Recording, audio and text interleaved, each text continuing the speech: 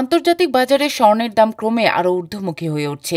আজ স্পট মার্কেটে মূল্যবান ধাতুটির দাম প্রথমবারের মতো $4,300 ছাড়িয়েছে। এছাড়া সপ্তাহ জুড়ে স্বর্ণের মূল্য বেড়েছে প্রায় 8.6%, যা গত 17 বছরের মধ্যে সর্বোচ্চ সাপ্তাহিক দর বৃদ্ধি। স্পট মার্কেটে প্রতিবেদন লেখা পর্যন্ত প্রতি আউন্স স্বর্ণের দাম ছিল $4,359.31, যা আগের দিনের তুলনায় 0.8% বেশি।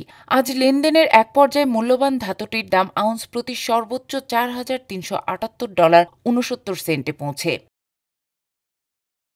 এছাড়া এ সময় ডিসেম্বরে সরবরাহের চুক্তিতে ফিউচার মার্কেটে প্রতি আউন্স স্বর্ণের দাম 1.6% বেড়ে $4,372.10 লেনদেন হয়। বাজার বিশ্লেষকরা বলছেন, যুক্তরাষ্ট্র চীন বাণিজ্য উত্তেজনা এবং মার্কিন কেন্দ্রীয় ব্যাংক ফেডারেল রিজার্ভ ফেডে সুদহার কমানোর প্রত্যাশা স্বর্ণের দাম বৃদ্ধির পেছনে ভূমিকা রাখছে।